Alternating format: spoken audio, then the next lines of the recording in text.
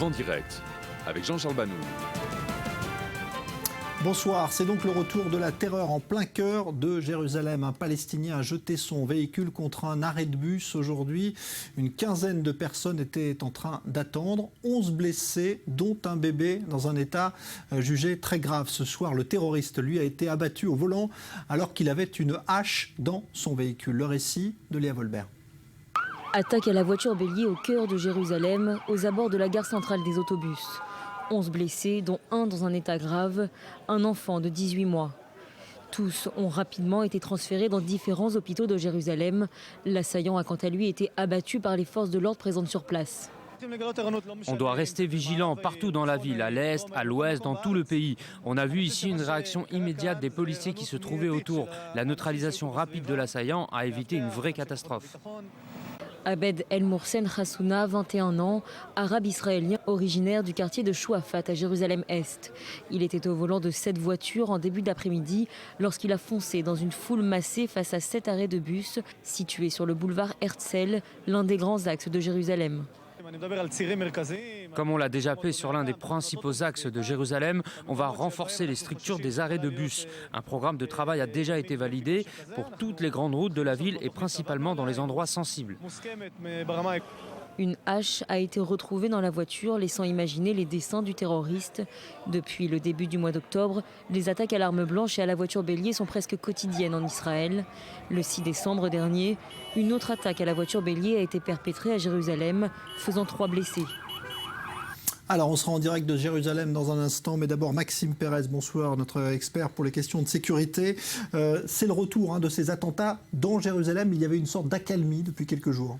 Oui, il y a une audace de ces Palestiniens à mener ces attaques, si je puis dire, dans la partie juive, dans la partie israélienne de Jérusalem, au cœur de quartiers comme la gare centrale, le marché de Mahane Yehuda qui avait été touché il y a quelques semaines. On voit des attentats qui ne se cantonnent plus à la vieille ville de Jérusalem où, vous le savez, les quartiers juifs et arabes se jouxtent. Il y a beaucoup de tensions entre fidèles juifs et musulmans. Là, on est vraiment au cœur de Jérusalem, donc ce sont des scènes de terreur avec beaucoup de circulation et beaucoup évidemment de gens qui patientent à ces autobus, avec donc toujours ce profil qu'on a beaucoup observé au mois d'octobre, ces jeunes Palestiniens qui viennent des quartiers est de Jérusalem, comme tout à l'heure Beth Hanina, un quartier qui est d'ailleurs le théâtre souvent d'affrontements avec les forces de l'ordre, et toujours ces profils de Palestiniens très difficiles à identifier puisque dans le cas de ce terroriste, là aussi, le Shabak, les services de sécurité intérieure n'avaient aucune information sur son profil, pas d'antécédents sécuritaires. Alors qu'est-ce qu'on peut faire de plus aujourd'hui côté israélien pour prévenir ce type d'attaque, parce qu'il y a déjà des mesures qui ont été prises? Alors tout à l'heure, fin d'après-midi, il y a eu une réunion à Jérusalem entre le maire de la ville, Nir Barkat, et le Premier ministre israélien Benjamin Netanyahou. Les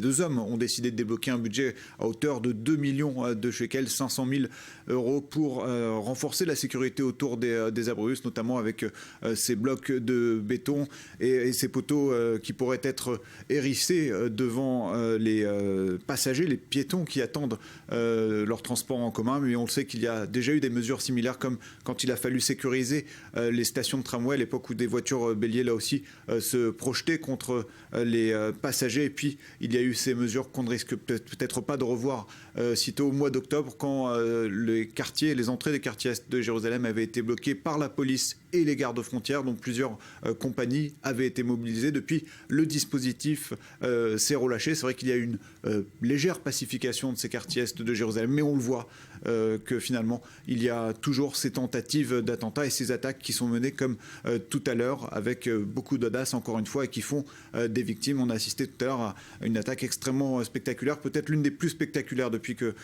cette vague de violence frappe Israël. Merci Maxime Pérez. Et puis il y a ce sondage diffusé aujourd'hui également, sondage auprès des Palestiniens qui montre que 2/3 d'entre eux soutiennent les attaques menées depuis début octobre, attaques au couteau ou à la voiture bélier comme cet après-midi à Jérusalem. Et tout de suite donc direct avec Jérusalem où nous attend Daniel Haïk, notre envoyé spécial sur les lieux de cet attentat qui a fait donc plus d'une dizaine de blessés cet après-midi. Bonsoir Daniel. D'abord le dernier bilan, puisqu'on a beaucoup d'inquiétudes sur le sort d'un bébé ce soir. Oui, effectivement, Jean-Charles, C'est un nouvel attentat qui s'est produit ici à l'entrée de Jérusalem sur une artère principale, le boulevard Herzl. Nous sommes juste devant cet arrêt de bus qui a été le théâtre de cet attentat. Vers 3 heures en plein après-midi, un terroriste palestinien originaire du village de Beth Hanina dans la partie est de Jérusalem, sans antécédent subversif ou terroriste, a projeté son véhicule contre cet arrêt de bus devant lequel attendaient plusieurs passants. Il a blessé une dizaine de personnes. Il a été freiné par la bouche d'incendie qui se trouve juste derrière moi et par l'abribus. Et puis il y a eu donc une dizaine de blessés, dont 2 ont été très sérieusement atteints. L'un d'eux est un bébé d'1 an et de 3 mois qui est d'origine française, il faut le souligner. Tout de suite après, très rapidement, un agent de la sécurité est arrivé sur place. Il a repéré le terroriste, il a tiré dans sa direction, il l'a abattu. Il faut noter que le commandant en chef de la police de Jérusalem, Chico Edry, a affirmé que la vigilance de cet agent de sécurité et sa réaction très rapide et instinctive ont permis d'éviter que l'attentat ne soit plus grave. En effet, quelques instants après, les forces de sécurité ont retrouvé à l'intérieur du véhicule une hache toute neuve que le terroriste avait apparemment l'intention d'utiliser, comme cela s'est déjà produit il y a de cela 2 mois dans un attentat non loin de là où je me trouve, donc dans le quartier orthodoxe de Mea Shearim.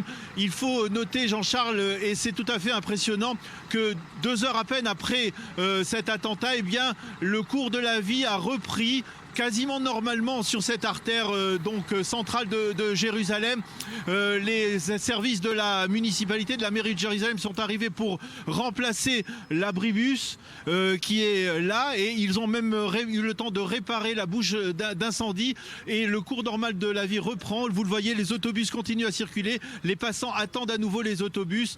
C'est tout à fait impressionnant. Et il faut noter aussi qu'il y a une réunion il y a quelques instants entre le ministre des Transports et le maire de Jérusalem afin de décider du déploiement de dizaines ou de centaines de plots de béton autour des abribus, autour des arrêts de bus ici. Jusqu'à présent, cette mesure avait été prise le long du trajet du tramway qui avait été la cible de plusieurs attentats à la voiture bélier, et désormais donc il est possible que cette décision soit élargie sur l'ensemble des arrêts de bus ici à Jérusalem. Alors Daniel, vous vous trouvez, je crois, aux côtés justement d'un des secouristes qui est intervenu cet après-midi sur les lieux de cet attentat. Oui, effectivement, il faut dire qu'il y a dans ces attentats, dans cette vague de violence, il y a ce que l'on pourrait appeler les héros discrets. Ceux qui arrivent très rapidement sur place, ce sont les secouristes des organisations de secours. Et je me trouve avec Jonathan Chiche, qui est le directeur d'Hatzalah France. Jonathan, bonsoir. Vous êtes le directeur de Hatzalah, qui est une des organisations de secours ici. Votre camarade, le directeur de cette organisation, a été le premier arrivé sur place cet après-midi. Expliquez-nous comment ça s'est passé.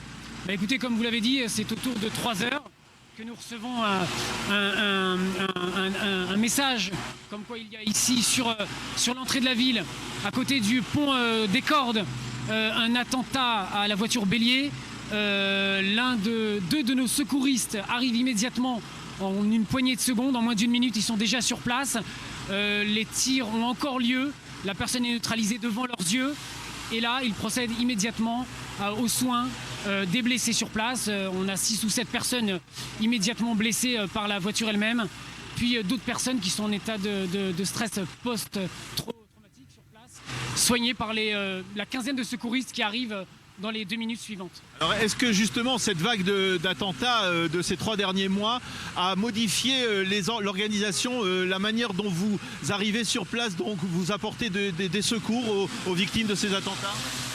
Alors oui et non, vous savez qu'en Israël, hélas, nous sommes habitués à ce genre de théâtre d'attentats terroristes. Nos secouristes, déjà depuis la 2e intifada, connaissent ces événements, savent les gérer en temps réel. La nouveauté peut-être, c'est d'arriver sur les lieux assez rapidement et de voir que l'attentat n'est pas terminé. Les terroristes sont toujours sur place en train de tirer. Ça a été le cas depuis déjà l'attentat sur Arnof. Il faut dire que la stratégie est légèrement différente. On attend les forces de l'ordre, on attend tout simplement la neutralisation du terroriste avant de pouvoir porter secours aux gens qui sont immédiatement sur place. Merci Jonathan Schill. Je vous rappelle que vous êtes le directeur d'Atsala France, l'une des organisations de secouristes ici qui est omniprésente qui sont omniprésentes sur les lieux de ces attentats. Il faut donc conclure, Jean-Charles, en disant que cette vague de terrorisme se poursuit. Elle se poursuit en Judée et Samarie, elle se poursuit également à Jérusalem, et ce en dépit de la levée des mesures restrictives qui avaient été imposées au début de cette vague de violence par les forces de sécurité israéliennes, des forces de sécurité qui se retrouvent confrontées toujours à cette difficulté de prévenir de tels attentats qui ne sont pas programmés, des attentats commis par des loups solitaires incités essentiellement par les réseaux sociaux. Merci Daniel Haïk, donc en direct de Jérusalem.